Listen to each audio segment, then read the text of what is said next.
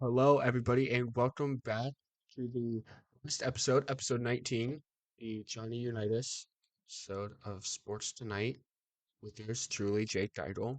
And there are a lot of topics that we need to discuss in the world of sports. Most notably, college football. For those of you who haven't heard the news yet,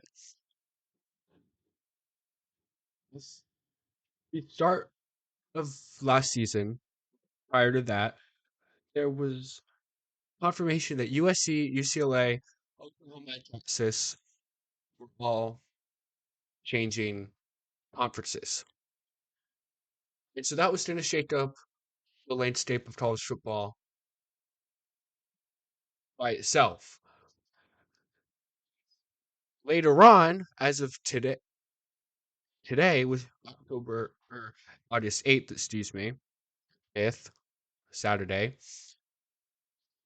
there is a lot more movement going on. Most notably, Washington, Oregon, and Colorado are all leaving alongside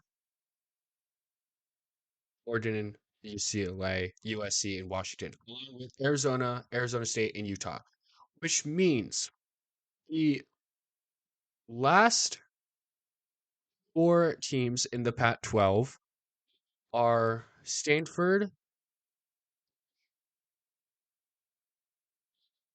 Oregon State, California, and Washington State. In 2024, UCLA, USC, Washington, Oregon all leave for the Big Ten. So that'll shake that conference up, joining the likes of Ohio State, Michigan, Michigan State, Wisconsin.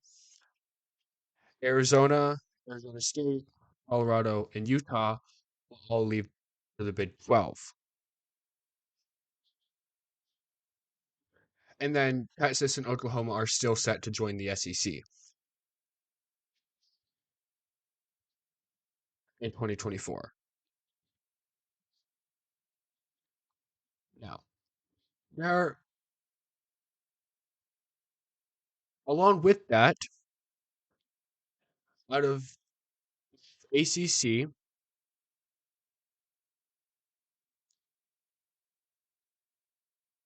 along with Oregon and those teams from the Pac-12, in 2023, BYU, Cincinnati, and UCF will join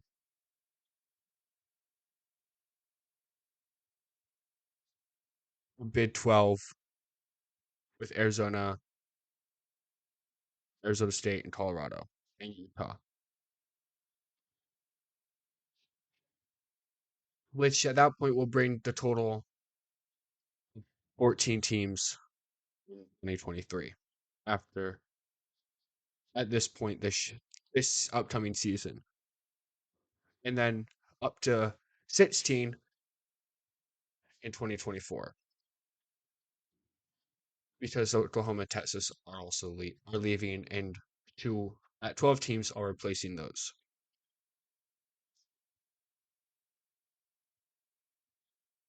And so this begs the question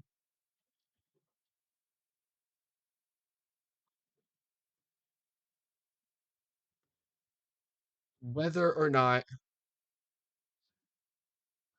in terms of if this is just regards for teams in the Pac-12 that have been good, really solid over the past 10 or so years since the playoff became a thing, if they're trying to get more recognition by joining quote unquote bigger conferences,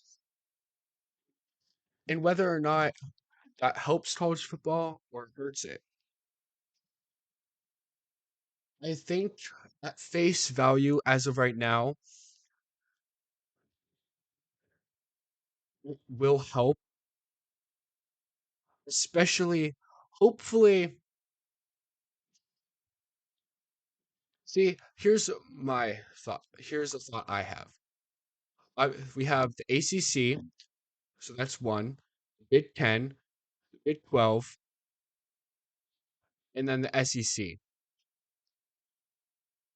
Obviously, the Pac-12 is becoming less of a Power 5 conference, so you really only have those four.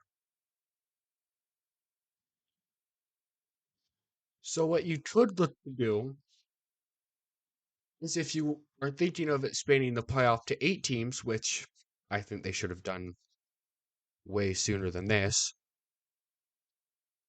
you could conceivably take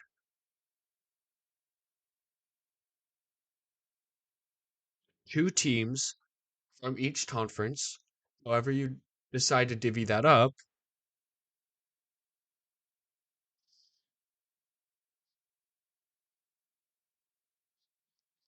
whether you just take the top 2 teams, they can still play for a conference championship, and then they still go to the playoff, or however that comes about. I think that is where they should go from here. Now, obviously, we won't know if that had happened sooner, if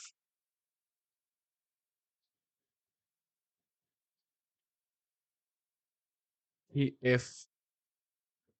Pac-12 would have stayed the Pac-12 instead of becoming the Pac-4 after this season, and that would have even allowed for more opportunity of how to divvy those sorts of things up. And one thing I think that should happen is if they're looking strictly for ratings, they need to have scheduling be better. Just plain and simple. There's absolutely no reason a team the style of Alabama, Georgia, Ohio State, Oregon, Washington, USC, those kinds of programs be playing so many out of conference games. I think you could get away with the first 2 games being out of conference. For example, this year, Oregon's opener is against Portland State, and then they play Texas Tech. Texas Tech is a solid out of conference opponent,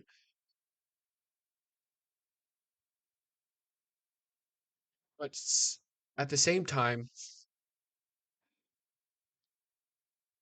if once 2024 hits and we have these new conferences, in terms of if we're looking at the Big Ten,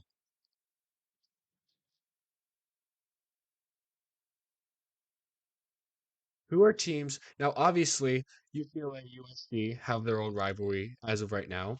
Oregon and Washington have their rivalry. Michigan and Michigan State have theirs. Ohio State and Michigan have theirs. Among others.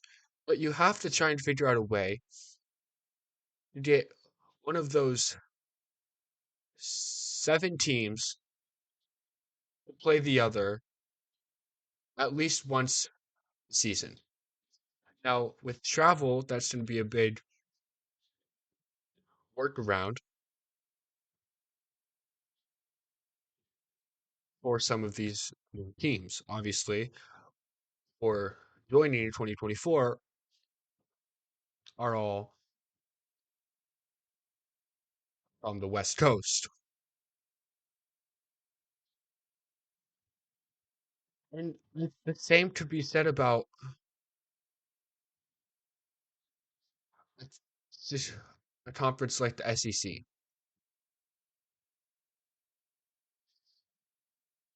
Alabama each season should have to play either, and this goes for more than just Alabama, but Georgia, LSU, Oklahoma, Texas, Auburn. Obviously, Alabama and Auburn's already a rivalry, but the majority of your season should be taken up by in-conference games, not these 4, 5 out-of-conference games where really you're just paying the smaller school money to come play you as a tune-up.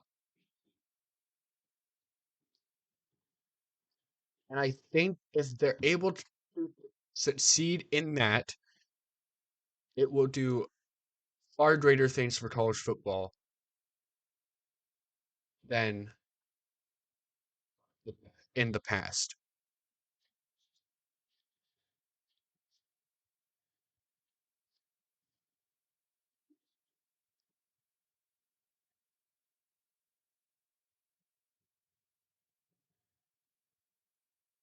'Cause, I mean, that's always been my big criticism about college football specifically, where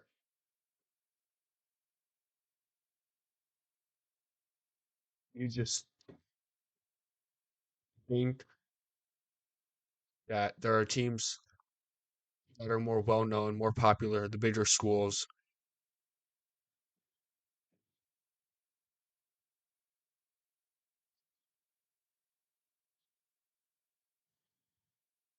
are just not playing each other.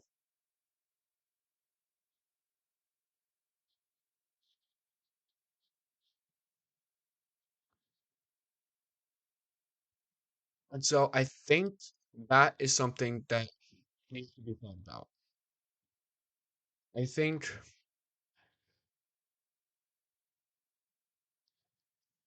and that's why I think college football is a really great atmosphere, more so than for some people, professional football. But at the same time,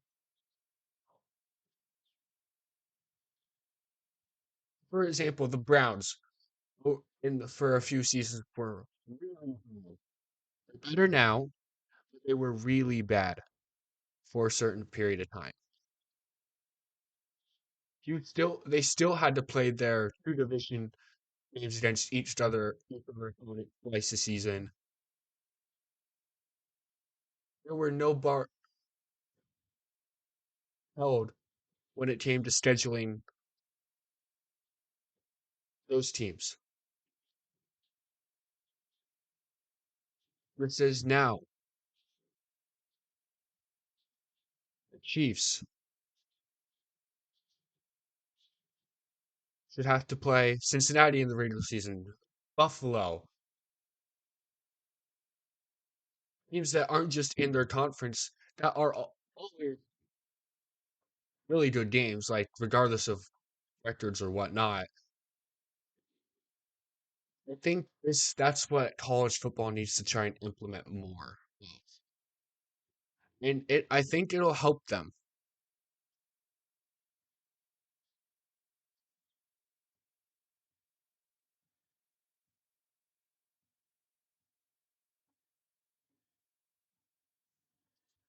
And on that note, Big Ten in 2024 is still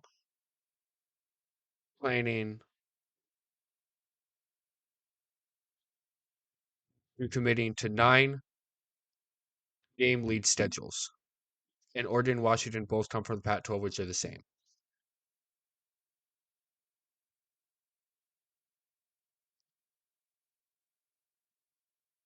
Initially, the 2024 and 25 schedules only included 11 protected matchups, which means no matter what,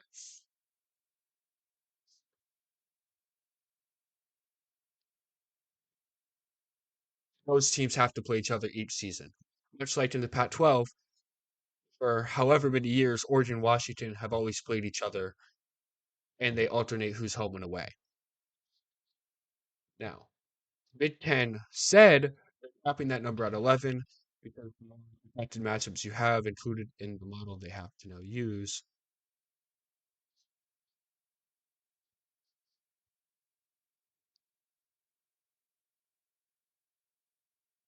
allows them to create more flexibility and have a more well-balanced model for everybody.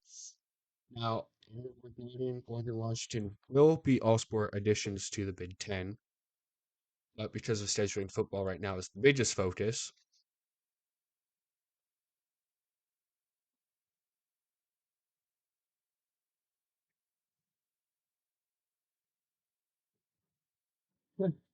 This is interesting.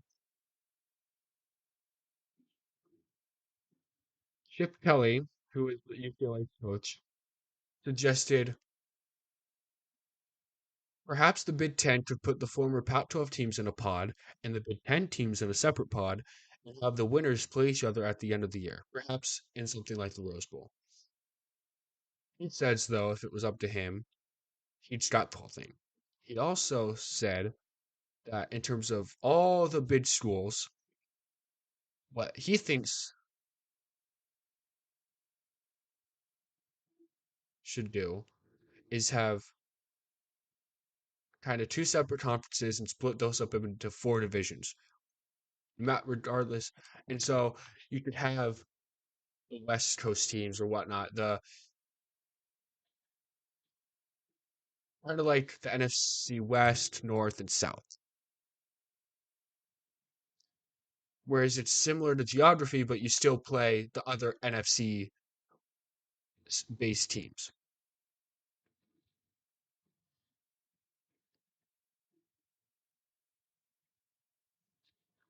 And what happens with recruiting? Past few years, Oregon has been the greatest threat to USC when it comes to recruiting, adding talent through either transfer or high school.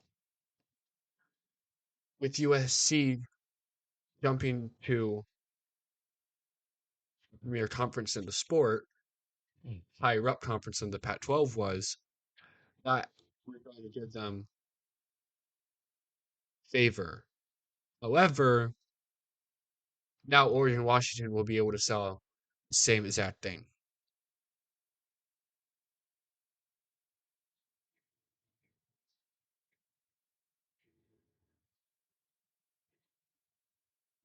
So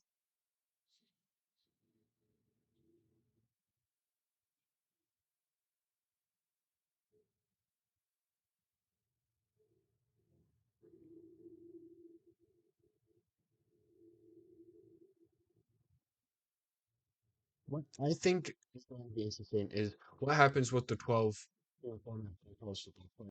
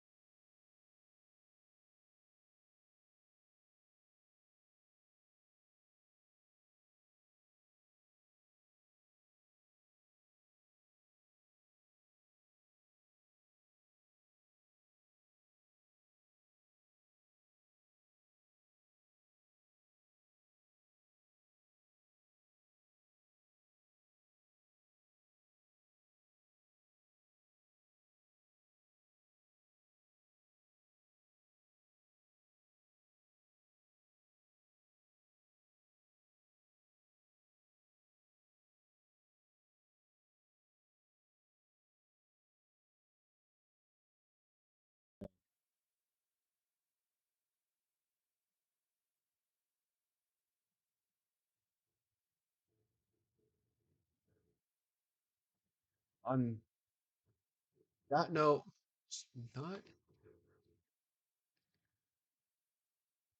so really their biggest takeaway, I think, is that there's going to be fewer premier conferences in college football.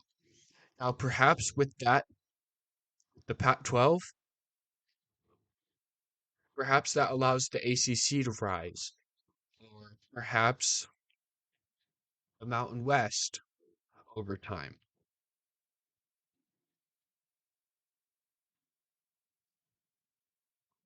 I suppose at this point, only time will tell. But with that, that is really all I wanted to talk about today.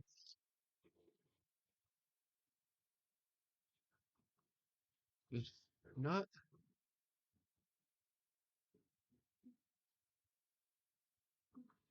on that note, I appreciate everybody for listening, and I will see you next week.